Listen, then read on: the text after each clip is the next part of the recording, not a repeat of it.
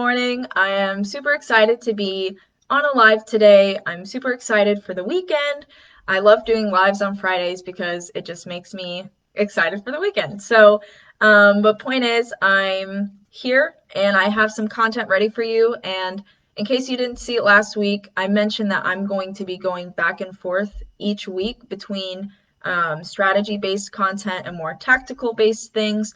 So last week I kind of talked about more broad, I forget the topic, but it was not tactical. But this week I'm going to be talking about something tactical that you can implement in your business right away. So with that being said, I'm just going to go ahead and get to it. Okay.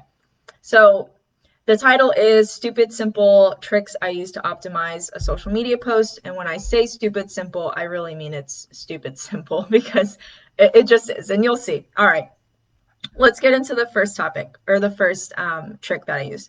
So the first trick that I use to optimize a social media post is making sure that I post when my audience is online. Again, that sounds really simple, right? It's as simple as it is. So the best way to know when your audience is online is by going to your Insights tab in your analytics feature on your page. Both Instagram and Facebook have this. If you have a LinkedIn page, then a company page, you can see that. Unfortunately, if you're posting on LinkedIn profiles, it's a little bit different, but at least if you have a business page, you can see when your audience is online. And if you realize that your audience is online a lot during several hours of the day, just test which one see, which one works best. So again, super simple. That was the first one. We're moving on to the second one. The second trick that I use is including a location with each of my posts. And this is really important, especially if you're a local based business. So if you work with people that are in your area. And the reason why this is important is because people, a lot of the times, they'll do location based searches on Facebook. They'll look for, I don't know, Orlando lawn and landscaping crews. And so the thing is that not only will pages show up that say that they are based in Orlando, but sometimes even actual posts will show up in a search that say that it's, in that certain location. So the more you include your location in your posts, the more likely it will show up if someone does a search. And the same thing's for Instagram too, especially for Instagram, because a lot of times people will search, whether it's a location, they'll search hashtags. And yeah, so location is really important. Even if you aren't locally based, it's still a great way to kind of let people know where you are based. That way, even if you don't have clients that are searching for you, maybe you can connect with other people in your area as, business partners, networking connections, things like that. I don't know if you heard that, but my dog he just groaned. So apologize for that noise. All right. So, and he just sighed. Okay, moving on to number 3. So the third trick I use is dimension specific visuals. And what I mean by this is basically using sizing your posts specifically for the platform you are posting on. And it sounds complicated. It's really not. If you have a Canva account, Canva's free, by the way, you can find, it has templates for you. So you can go in and use the templates like a Facebook post, an Instagram post, a LinkedIn post. You can just, use the templates that they have and you don't even have to worry about it. That's what I personally do for myself and my clients. But if you don't have a Canva and you want to do it on your own, I am including the blog post for this and related to this video, and you can find the article there that shows you the different dimensions for each platform.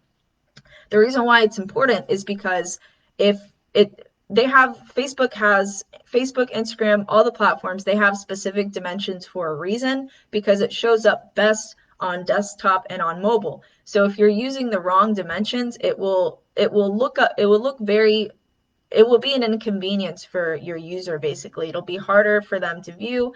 And of course, they already have short time spans. So if it's difficult to engage with it because it's just formatted weird, then they're just going to scroll past it. And the algorithm also favors when, things are dimensionally, for that specific platform as well. So it sounds simple, it is simple, but it still makes a big impact when you're creating posts. All right. And the last thing I mentioned, I promise, this was stupid simple, right? So the last thing that I use, or a trick that I use, is basically using photos that are not stock photo looking.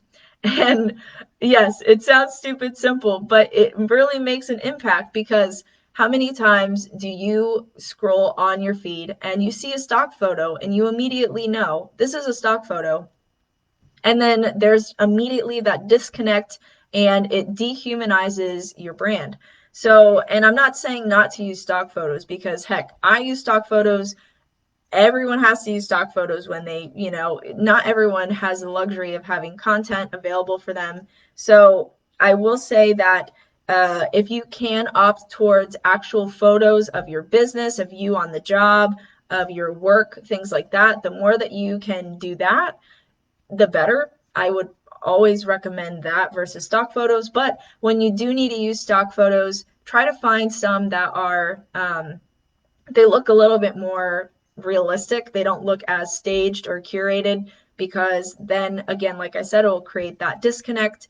And a fun fact too is that at least when you create, or when you post photos that have actual members of your team or yourself, Facebook, I don't know about Instagram, but Facebook actually recognizes faces. And you might know this because when you post a photo and it says, would you like to tag this person? And it'll hover over the face and it'll already show their name. You're like, how does Facebook know that that face is that name? Well, that's because the algorithm actually is set to recognize faces, which sounds creepy, but I mean, it is what it is. So the more that you can post actual photos and faces of your team, of yourself, it'll be better. But if you have to opt for stock photos, try to find some that are a little bit more lifelike, not as curated, and specifically ones that will best represent your brand. All right, so that was really it. That was all I had for you. I hope that this was helpful. Feel free to, comment if you have any questions about, where I find stock photos or where I find more lifelike stock photos, things like that. But it was stupid simple, and I hope that you enjoyed this. I hope you have a great weekend, and I will talk to you next Friday. Bye, guys.